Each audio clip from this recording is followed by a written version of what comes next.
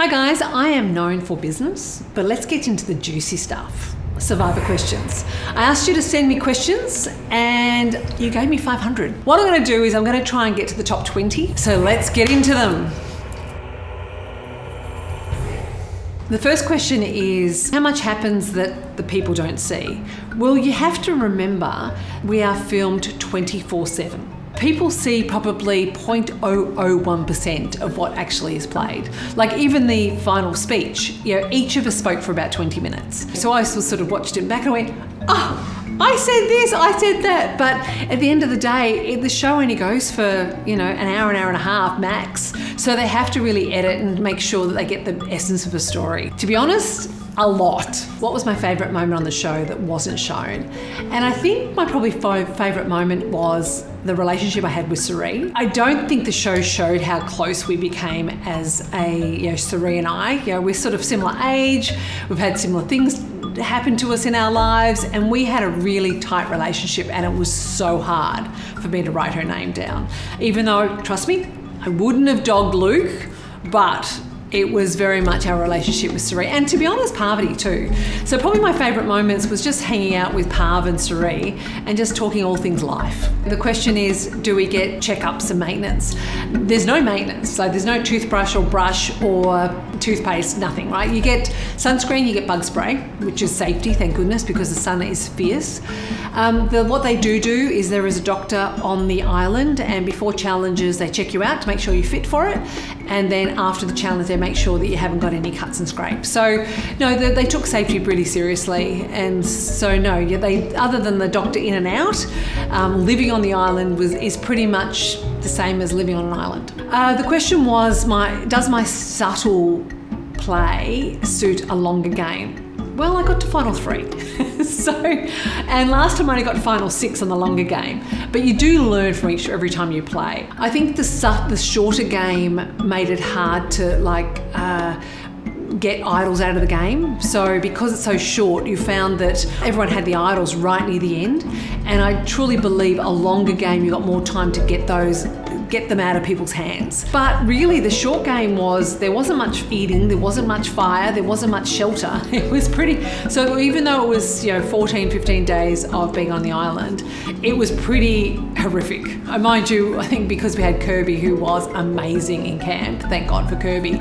But when we went over to the World Camp, honestly, it was horrific. They barely had a twig up for the camp, and this is the other thing you missed was we had a feeling that we were coming up to tribe, to merge, right? And so we actually we thought, because our camp was beautiful, thank you Kirby, and so we actually spent a whole afternoon making it beautiful. We got fresh leaves, we did the camp beautiful, we swept, we did everything thinking, oh my God, they're going to come to our, we were house proud.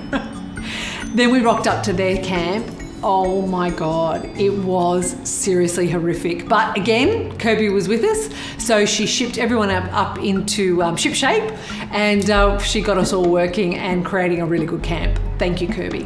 The question is, would I play again?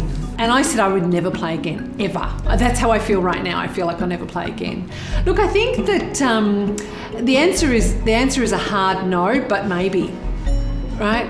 They did one that I could bring one of my kids on, like a blood versus water, which they did ask me for the blood versus water, but I had Celebrity Apprentice at the time, so I didn't do it. Would I play an overseas one? Who knows? But I don't actually think that, because I'm sort of this more subtle player, I'm not a Golden God or a King of the Jungle or King George or the Rebel. I'm not a big player. I'm really this subtle spy type person that just keeps dropping poison pills everywhere to cause havoc. I'm going to say no. The question was, what day did I feel most scared in the game? I have to say, every single time, not exaggerating, I sat at Tribal Council, you feel like you're going home. Because when you watch Survivor and you see them at the Confessionals, and they say, I feel really safe, like Rob, right?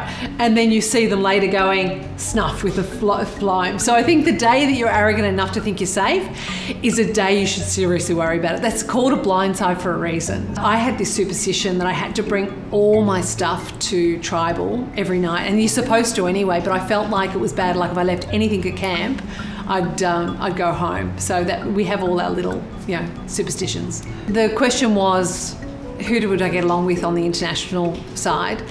The people that weren't American, I didn't meet Tony because he went before I got there. But the World American, they were so tight, I couldn't break in. And I know that Cass went, I didn't talk to you. And I'm like, Cass, if you're watching this, you didn't talk to me because you had the advantage. But actually really liked it. Tommy was very funny. Cass was just, actually I'm ashamed that I didn't get to know Cass better because I actually thought that she was really nice. Lisa was a bit quiet, a bit to herself. Probably who I got along with the most was Parv and Suri, and hence why when it came to it near the end, they probably should have set me to fire because I'm not that good at fire. But I managed to make sure I was sitting on that seat at the final 3. Look, a couple of people said, what are you thinking? You're keeping Parvati in the game. Now, there's a couple of things you've got to understand is you don't see other people's game because you only see your game. And my theory was that every single player out there, and I still stand by that, could have had an argument to win, including anyone against Parvati. Now, I think she did some really good moves that were very win-worthy. And in actual fact, I truly think she was the right winner. But the reason I didn't take her out is because I knew that my only path to the final 3 was with Suri and Parvati. One of the shows showed that, Luke and I said, let's divide and conquer. Luke went over to the internationals to see if he could break in there. I went up to Suri and Parvati to see if we could break in there and push on the door. Luke got nowhere. I tried with international, got nowhere. So there was no path for us to get to the end with the non-Americans. So when I went to Suri and Parvati, I actually genuinely liked each other and genuinely got along. And so that was when the door was, which then my problem was Luke was writing Suri's name down. She knew he wasn't with them. So I had to convince Parv and Suri, which was one of the hardest things I had to do, that Luke was with us. So, and I did, I think they showed it on the show, I said to Luke, you've got to sort this out. You've written Suri's name, you need to talk to her and convince her you're with us. The question was, did I have more fun playing the first one, which was the Champions versus Contenders, or Australia versus the World? Got to remember, 44 days, you go a bit mad. By being there 44 days, which I was in the first time round, you have horrific weather, you're constantly soaked, you're constantly starving, you're constantly in stress. However, the challenge of the 44 days was actually more rewarding to kind of get through it, because you really are digging deep. And what you find near the end at 44 days, people are all a little mad, and sometimes even more than a little mad. And so that kind of gives a new dimension to the game. With the other one, like, it's 14 days. Who cannot do 14 days? So 14 days was more gameplay. The first one was more of a marathon. The second one was a sprint. The question is, was I a fan of Survivor and was I approached? Both are yes. So I love Survivor. I love the game. I love the strategy. And was I asked? Absolutely. And they asked me again for many other survivors after that, and I kept saying no until they went, come on, it's Australia versus the world. You go, how long? She said 14 days, and then later it was like, actually it's only 20. It's like, what do you mean 20? But no. So yeah, I was very fortunate to be approached. The question was, did I ever question whether I would let Luke go to fire or not? And the answer is, of course I did. You have to in the game. You've got nothing else to do on those islands but think about the game. So you had to sit down and weigh up what was your best chance of winning. But the reality was, even though I had moments of sitting down and going, okay, option A is this, option B, option C, I never would have not let Luke go to fire. Because the other thing is, we are also people, and it is a game, and it is a game of deception and deceit, and all the Survivor players out there would have gone, good job. But honestly, there was no one at the final 4, which is Suri, Parvati, me and Luke, that weren't good players. So it was not like taking Luke was, taking someone that was guaranteed to win. So for me, it was a no-brainer in the end. Yeah, the water challenge one, I was so shitty. I had that water challenge so nailed. My strategy was right. Just so you know, if you ever play it, you go right to the end of it, because if you think about the ocean, it goes that way. I was counting it was 10 counts for the tide to go in and out. I had my snorkel right, and I'm a water person, right? I go in the ocean every single day. So me being in the water was no brainer. So I went into that knowing I was taking it out. So I was gutted when they tapped me on the shoulder. And if you watch it, you've noticed that there was a lot of rain. And so what I worked out was that, because sometimes you don't know whether you're underwater or over, and the rain enabled you to feel the difference in temperature. So I had it nailed. So to think that that Tommy took it out, I was gutted. Well, the question is it harder to run a business or survive Survivor? You come across the odd person in business that lies, cheats, manipulates, just like Survivor, but most people are pretty good. I found people I do in business with are good people with good integrity. And the people I play Survivor with are good people with good integrity outside of Survivor. So the thing is, it's like playing a card game. There's a card game out there called Cheat, right? The purpose of the card game, you cheat. You put 4 cards down and then there might be 5, or you put... you say it's 2 queens and it's 2 kings, right? So the game is cheat. Like, as Jonathan said once, you know, lying in Survivor is like beach to a sand, right? It's part of the game. And so I know some people go, oh my God, how dare you lie to that person who we love, Shani, or we love this person, right?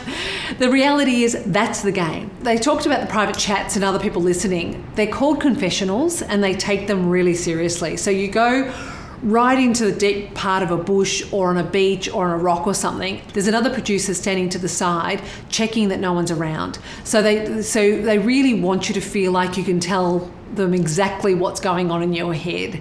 So no, they take the confessionals really seriously. This one is, I just want to know where you got your robe from. I would love to buy it for my wife. I take what I wear into Survivor very seriously. Everything I wear is either silk or a natural fibre, because if you get wet you need to be warm, and silk is just the best product for keeping warm and cool. So that's a Camilla. Camilla, actually she was kind enough to gift it to me. So I didn't wear it because of that, but I wore it because it was beautiful and it covered me from head to toe. So thank you, Camilla. Thanks for all the questions and all the encouraging words when I was there. And even those people that said, where was she the first half? I was plotting and conniving, just so you know.